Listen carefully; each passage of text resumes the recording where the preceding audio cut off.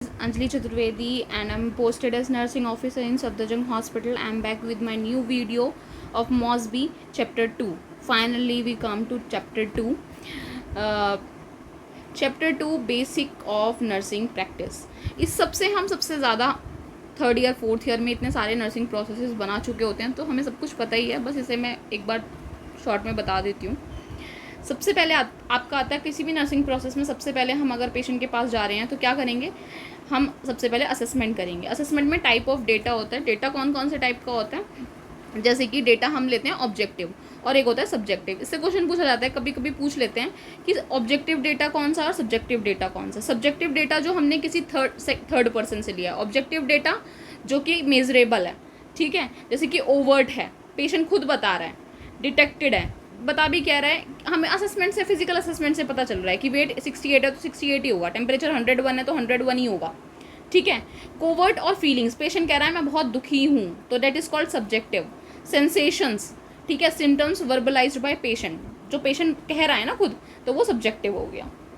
ये third person बता रहा है कि इसको ये प्रॉब्लम है. फिर टाइप ऑफ सोर्स कौन सा है, प्राइमरी की क्लाइंट खुद बता रहा है, फिर फैमिली बता रही है, टीम मेंबर्स बता रहे हैं. सेकेंडरी होता है टेक्स्ट बुक, ठीक है. मेथड ऑफ डेटा कलेक्शन क्या है, इंटरव्यू कर सकते हैं, ये बहुत इंपॉर्टेंट है, पूछ लिया जाता है. Interview, observation, non verbal cues, verbal and non verbal data से हमने निकाला फिजिकल असेसमेंट. जैसे कि फिजिकल असेसमेंट में क्या क्या आता है, ये क्वेश्चन यहीं से पूछ लिया जाएगा कई बार. जैसे कि ऑब्जर्वेशन, पेल्पिटेशन, पेल्पिटेशन कह रही हूँ, sorry, observation, palpation, auscultation and percussion. Observation में देख रहे हैं हम, पेल्पेट करके एब्डोमेन चेक करते हैं, ऑस्कल्टेट करके ब्रेथ साउंड्स देखते हैं, परकशन करके हम ये देखते हैं कि एसाइटिस तो नहीं है पेशेंट को, ठीक है. इसके बाद ये गैदर करेंगे डाटा, मैनेज करेंगे डेटा को. मैनेज कैसे करेंगे, स्क्रीनिंग करेंगे, ऑर्गेनाइज करेंगे, ग्रुप करेंगे, आइडेंटिफिकेशन ऑफ क्लाइंट प्रॉब्लम, फिर प्रॉब्लम निकालने की कोशिश करेंगे. अब हमें प्रॉब्लम पता चल गई फाइनली कि भाई पेशेंट को तो एसाइटिस है. अब हम क्या करेंगे, एसाइटिस की कंडीशन लेके चल रहे हैं हम, ठीक है. एसाइटिस हमें पता चल गया है. अब हम क्या करने वाले हैं कि हम इम्प्लीमेंटेशन प्लानिंग बनाएंगे. क्लाइंट आउटकम, जैसे आउटकम क्या होना चाहिए, change in client behaviour, activity और फिजिकल स्टेट. कि उसको एसाइटिस है, बैठने में दिक्कत है, उठने में दिक्कत है, बैठता है तो उसको पेट में बहुत ज़्यादा हैवीनेस फील होती है, ये सब हो रहा है.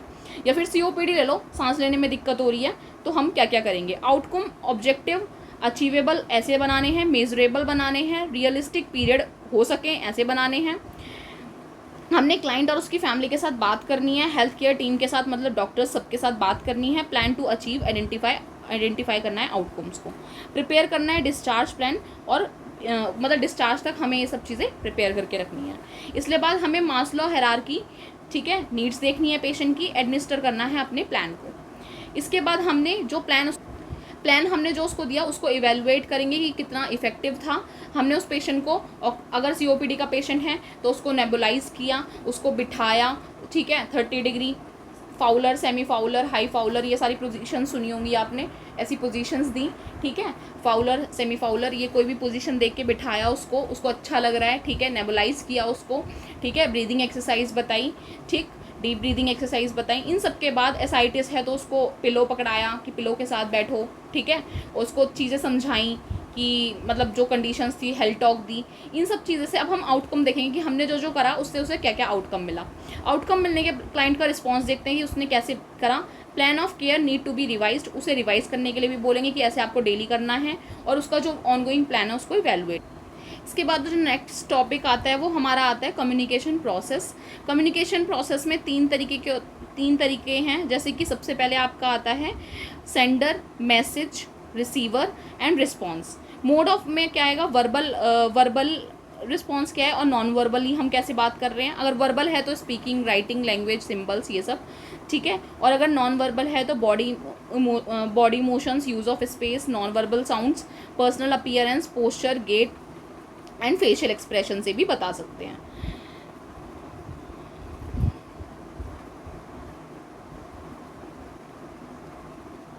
फैक्टर कौन कौन से अफेक्ट करते हैं कम्युनिकेशन प्रोसेस को, वो आपका आता है language, psycho sociological influence, intellectual development, gender, values. अगर मेल पेशेंट है, फीमेल थोड़ा सा हिचकिचाएगी बात करने के लिए। इंटेलेक्चुअल डेवलपमेंट कितना है हमारा, उस पर भी डिपेंड करता है। ये सारा मतलब इतना इंपॉर्टेंट नहीं है, ये आप कॉमन सेंस वाले क्वेश्चंस हैं वो लगा सकते हो, लेकिन ये है कि इसमें दिया हुआ है तो ये चीज़ मैं बता देती हूँ।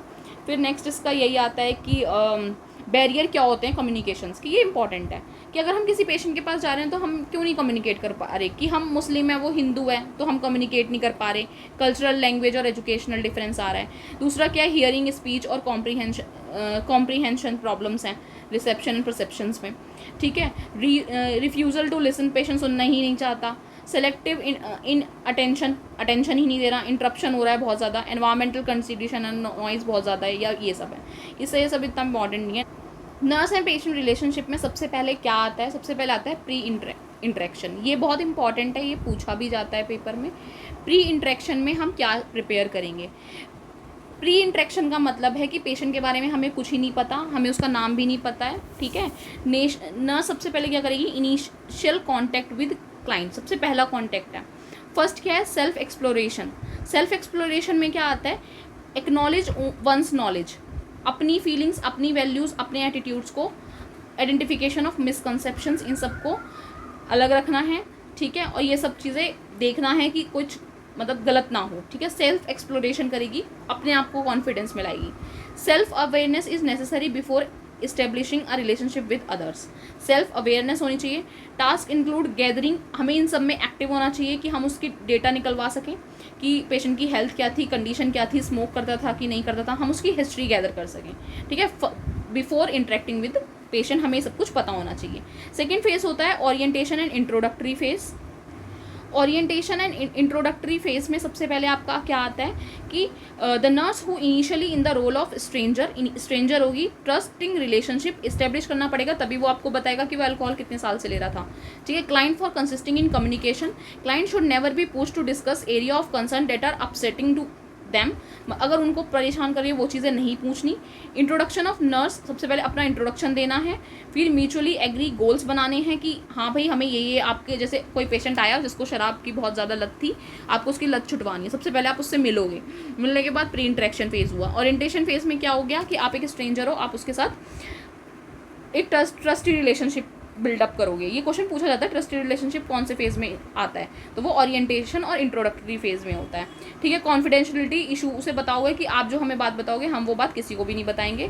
टर्मिनेशन में क्या होता है, टर्मिनेशन बिगन्स ओरिएंटेशन। ये क्वेश्चन कई बार पूछा गया है, वीआईपी क्वेश्चन है कि टर्मिनेशन कब स्टार्ट हो जाता है, ओरिएंटेशन के टाइम पर ही टर्मिनेशन स्टार्ट हो जाता है। देन वर्किंग फेज़ आता है। वर्किंग फेज़ में हम दो तरीके की कंडीशंस आती हैं, एक होता है ट्रांसफेरेंस, दूसरा होता है काउंटर ट्रांसफेरेंस। ट्रांसफेरेंस जब हम पे बिकम एन इशू, ट्रांसफेरेंस कब होगा, जब पेशेंट जो है वो हमें अपनी, जैसे कोई एज्ड पेशेंट था उसकी बेटी की एज के हम हैं तो वो अपनी बेटी समझ रहा है हमें, ठीक है। काउंटर ट्रांसफेरेंस की हमारे दादाजी की एज के थे और हम पेशेंट को अपने दादाजी की तरह ट्रीट कर रहे हैं, तो ये सब नहीं आना चाहिए। एंजाइटी लेवल इंक्रीज जाता है, बिहेवियर मेंटेन करना है, problem need to be discussed, new adaptive behaviour can be learn. Termination कब स्टार्ट होता है, ओरिएंटेशन फेज में ही स्टार्ट होता है। गोल्स और ऑब्जेक्टिव अचीव हो जाते हैं, पॉजिटिव एडेप्टिव बिहेवियर आ जाता है। फीलिंग, जो एक्सपीरियंस, दोनों एक दूसरे से फीलिंग शेयर करते हैं कि आप मतलब क्या क्या इम्प्रूवमेंट हुआ है।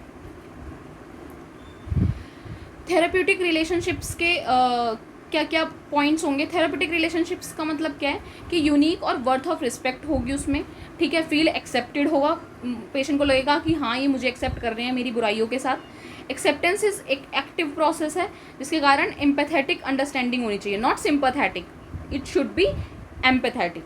Then acceptance of other implies and requires acceptance of self. Then nurse identification of own attitude and feelings. Acceptance require the client be permitted and enough encouraged. बस ये इन सब में इतना कुछ, इसके बाद ये इतना इम्पॉर्टेंट नहीं है, इसमें से ऐसा कुछ भी ऐसा नहीं है।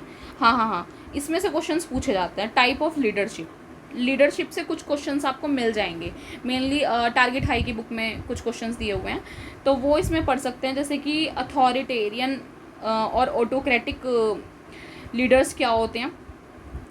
ऑटोक्रेटिक का मतलब है सिर्फ अपनी सुनने वाला वो। लीडरशिप रोल फॉर पावर, ठीक है, ये मैं आपको नेक्स्ट वीडियो में ही समझाऊंगी, ये पूरा एक कंसेप्ट है, ठीक है। सो नेक्स्ट वीडियो में हम इस चैप्टर को कंटिन्यू करेंगे। अगर आपको मेरी ये वीडियो अच्छी लगी हो तो प्लीज़ लाइक एंड सब्सक्राइब करो इस चैनल को, और अपने फ्रेंड्स को भी ये शेयर करो। हम नेक्स्ट पार्ट में हम लीडरशिप लेंगे, जिसमें से काफ़ी क्वेश्चंस पूछे जाते हैं, तो नेक्स्ट पार्ट बहुत इंपॉर्टेंट है। So thank you, have a nice day.